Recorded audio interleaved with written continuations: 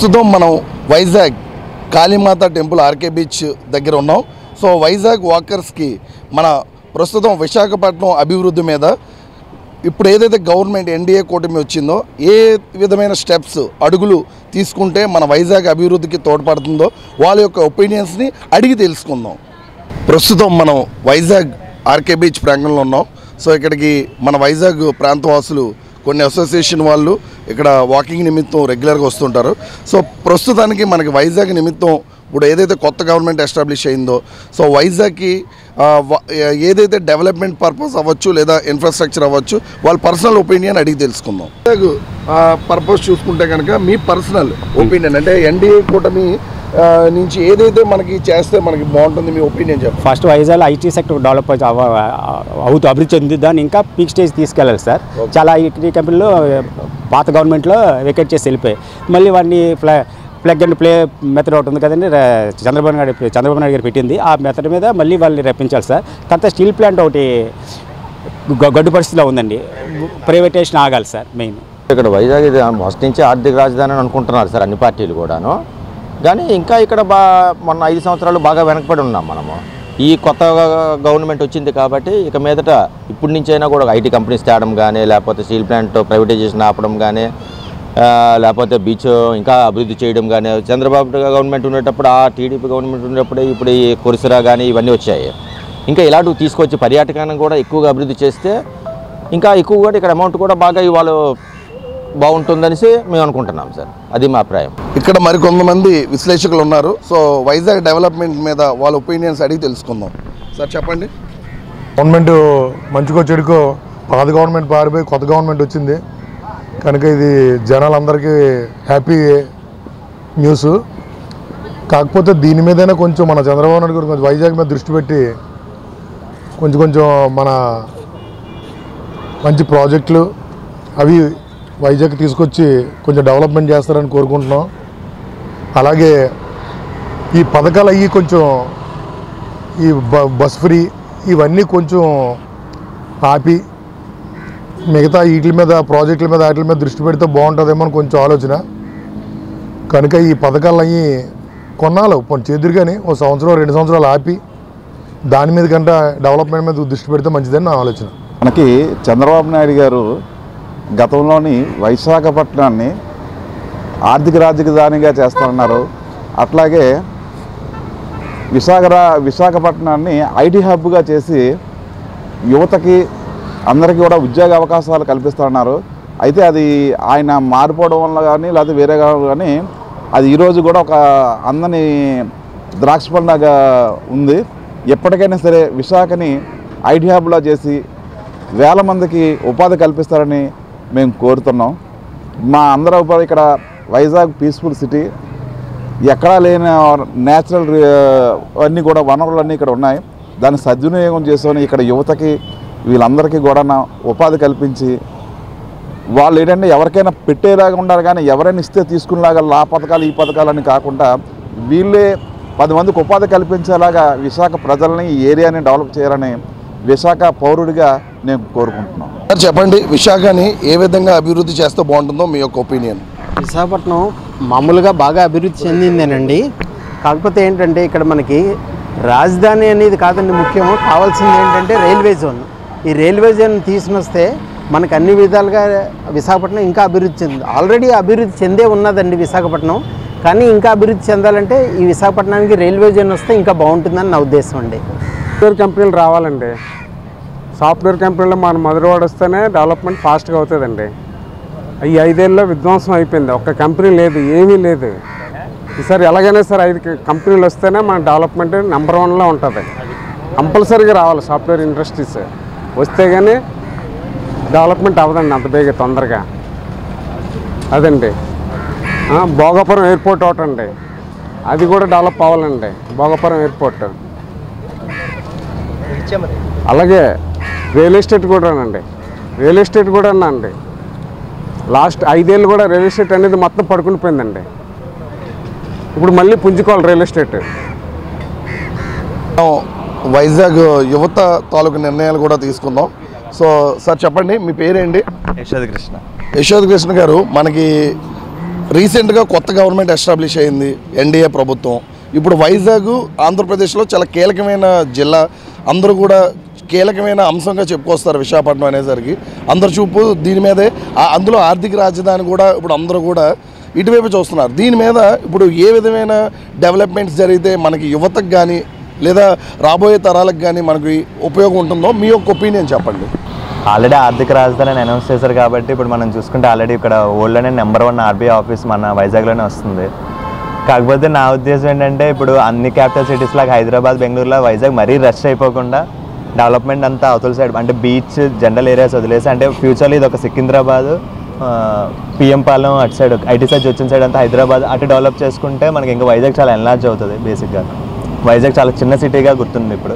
అలా కాకుండా అనకాపల్లి నుంచి మనం ఆనందపురం ఆ చివరి వరకు వైజాగ్ అనేది ఎస్టాబ్లిష్ చేసుకొని ఒక మూల ఐటీ సైజ్, ఇంకో మూల అలా రకరకాల డెవలప్మెంట్స్ పెట్టుకుంటే we can make it more better. So వైజాగ్ని ఆర్థిక రాజధాని అని చెప్పి కీలకమైన ప్రకటన అయితే చేశారు. సో మనకి ఆ అంశాన్ని పరిగణలోకి తీసుకుంటే సో మనకి వైజాగ్ పర్పస్ మీద గవర్నమెంట్ ఏ విధమైన ఒక రూప ప్రణాళిక తీసుకుంటే అభివృద్ధి కొరకు ఉపయోగపడుతుంది అంటారు? అంటే అంత ఇమీడియట్గా మన సైడ్ డెవలప్ అవుతుందని నేను అనుకోలేదు, ఎందుకంటే మెయిన్ దృష్టి అంతా వాళ్ళు అమరావతి సైడే పెట్టారు కాబట్టి. సో అమరావతిని డెవలప్ చేస్తూ బ్యాలెన్స్డ్గా అది డెవలప్ చేస్తారు తప్ప మెయిన్ ఇంట్రెస్ట్ అంతా వైజాగ్ మీద పెట్టి వైజాగ్ మీద డెవలప్ చేసేటట్టు అయితే ఉంటారని నేను అనుకుంటున్నాను.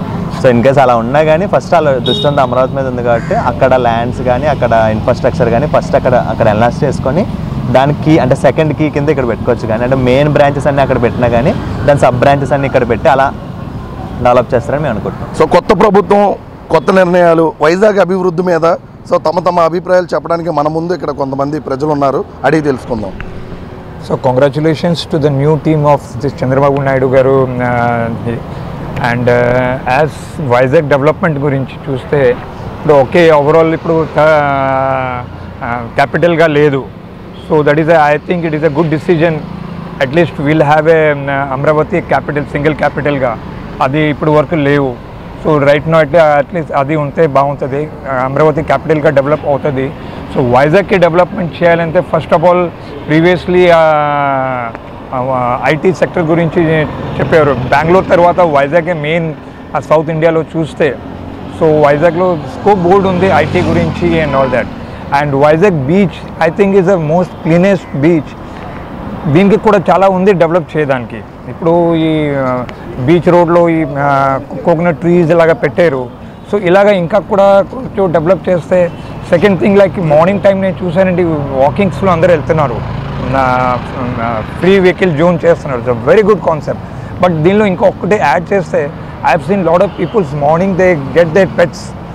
అండ్ పెట్స్కి ఏంటంటే వాకింగ్ చేసేటప్పుడు మొత్తం మెష్ చేస్తున్నారు.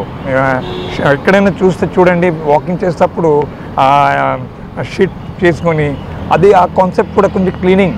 Okay, let them get that pet, but they should carry bag or something. So immediately మతలబ్ క్యారీ బ్యాగ్లో పెట్టేసి డస్ట్బిన్లో పెట్టేస్తే, బికాస్ గవర్నమెంట్ దగ్గర నుంచి క్లీనింగ్ చేస్తున్నారు బట్ కంటిన్యూ గవర్నమెంట్ చేయలేరు కదా, దట్ ఈస్ అవర్ రెస్పాన్సిబిలిటీ కూడా ఉంది. So I think in that also is there. And Rishikonda beach చాలా రిక్వైర్మెంట్ ఉంది ఇంకా అంటే డెవలప్ గురించి. దానిలో బోల్డ్ ఉన్నాయి, lot of previously pen and పేపర్లో plan beach plan and all that, అది ఎక్కడ వెళ్ళిపోయిందో తెలియదండి. ఇఫ్ దట్ ఇంకా కాన్సెప్ట్ ఉంటే అప్పుడు so government should revive that concept and that should develop. Rest airport at least now the work should go in the ఫాస్ట్గా work అవుతే నా లెక్కలో it is a big opportunity will be for the tourist. World టూరిస్ట్లో international tourist గురించి కూడా బాగా explore చేసుకోవచ్చు. Cruise కూడా ఉంది వైజాగ్లో. సో లాట్ ఆఫ్ స్కోప్ ఉంది వైజాగ్కి డెవలప్ చేయాలంటే. This is my thinking. So environmental ఎస్టాబ్లిష్మెంట్తో పాటు ఇప్పుడు వైజాగ్ ఆర్థిక రాజధాని అని కూడా ప్రకటించారు. సో వైజాగ్ పరంగా తీసుకుంటే కనుక ఏవి కీలకమైన సారాంశాలు ఏంటి అంటే అభివృద్ధి పరంగా ముందుకి గత ప్రభుత్వంకి ఇప్పుడు కొత్తగా ఎస్టాబ్లిష్ ప్రభుత్వం ఏ చర్యలు తీసుకుంటే మనం ఎస్టాబ్లిష్ అంటే అభివృద్ధిలో ఇంకా కాస్త ఒక అడుగు వేయగలమో మీ ఒపీనియన్ చెప్పండి. No we have to.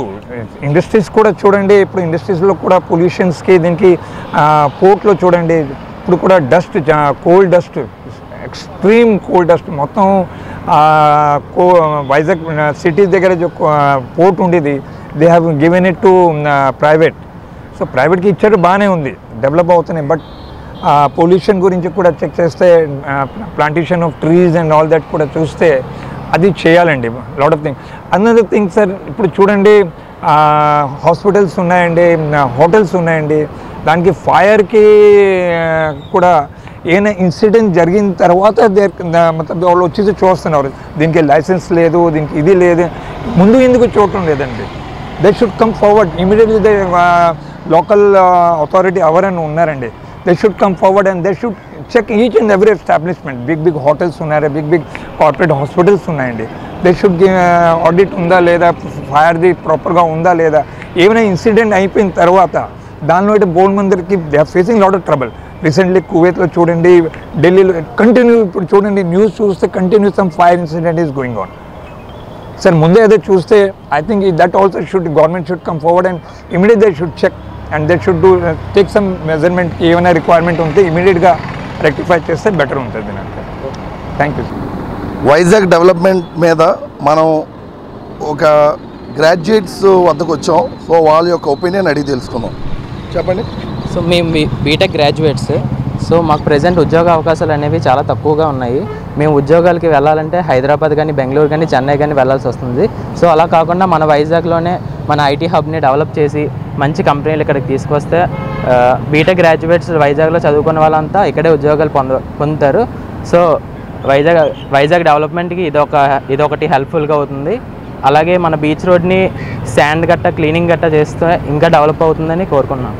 Government మారింది కానీ ఐటీ హబ్స్ ఎక్కువ మన కంపెనీలు వస్తే మనకి ఎక్కువ యూత్కి చాలామంది అన్ఎంప్లాయిడ్గా ఉన్న వాళ్ళందరూ బాగా ఉద్యోగాలు చేసి మన సిటీని డెవలప్ చేసుకోవడానికి ఏటో అమెరికాలో యూఎస్లో వెళ్ళిపోకుండా ఆ డెవలప్మెంట్ అయితే ఇక్కడ చేసుకోవచ్చు. మన వాళ్ళు వాళ్ళకి డెవలప్ చేస్తున్నారు కానీ మనకు డెవలప్ చేయట్లేదు. ఎందుకంటే మనకి ఇక్కడ ఏ డెవలప్మెంట్ లేదు కాబట్టి. ఏదైనా రావాలనుకుంటే డబ్బులతో కూడిన పని కాబట్టి సో మన సొంత ఊరికే చాలా కంపెనీలు గట్రా అని వస్తే మన వైజాగ్ డెవలప్ అవుతుంది. లేదంటే ఇంకా డెవలపింగ్గానే ఉండిపోద్ది, డెవలప్డ్ కింద ఎప్పటికీ రాదు. ఆల్రెడీ ఇప్పుడు మనకి కూటమి వచ్చిన తర్వాత ఫస్ట్ సంతకం సీఎం గారు డిఎస్సి నోటిఫికేషన్ మీద పెట్టారు.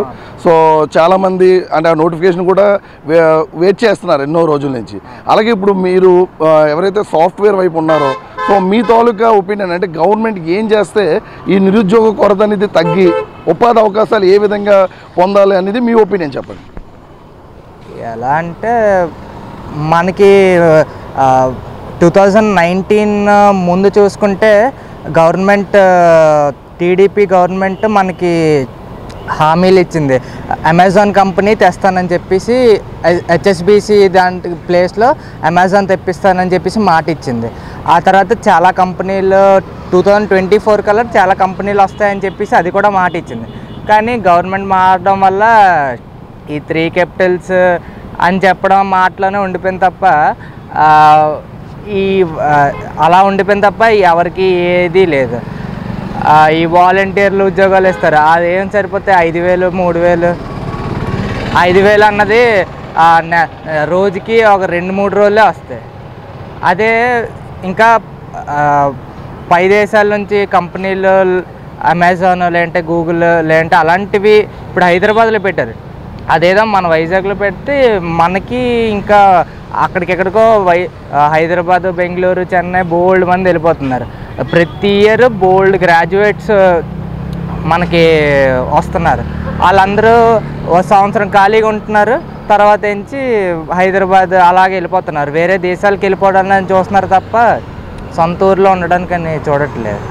సో ఇప్పటికైనా గవర్నమెంట్ మారింది కాబట్టి చాలా కంపెనీస్ అనుకున్న దీంట్లో వస్తే మనకి ఎంప్లాయ్మెంట్ అన్నది పెరిగే ఛాన్సెస్ ఉంటాయి. అప్పుడు ఎవరు వేరే ఇదిగా వెళ్ళిపోకుండా మన వైజాగ్నే డెవలప్ చేయడానికి హైదరాబాద్ వెళ్ళిన వాళ్ళు కూడా తిరిగి మళ్ళీ వైజాగ్ వచ్చే ఛాన్స్ ఉంటుంది. సో వైజాగ్ పాపులేషన్ ఇంక్రీజ్ అవుతుంది వైజాగ్లో కంపెనీలు రావడం వల్ల. చూసారు కదండి, ఇప్పటివరకు మన వైజాగ్ బీచ్ వాకర్స్ తాలూకు ఒపీనియన్, విశాఖ అభివృద్ధి మీద కొత్తగా వచ్చిన ఎన్డీఏ ప్రభుత్వం, ఎన్డీఏ కూటమి ఏవైతే ఒపీనియన్స్ అంటే ప్రతి ఒక్క ఒపీనియన్ కూడా అడిగి తెలుసుకున్నాం. మరిన్ని విశేషాలతో మరొక ఎపిసోడ్లో కలుసుకుందాం. Vizag vision Hariprasad. Hi viewers, Vizag vision channel ని సబ్స్క్రైబ్ చేసుకోండి. మా ఛానల్ అందిస్తున్న జాతీయ అంతర్జాతీయ స్థాయి వార్తా విశేషాలు, నోటిఫికేషన్స్ కోసం ఇక్కడ కనిపిస్తున్న బెల్ ఐకాన్ ని క్లిక్ చేయండి.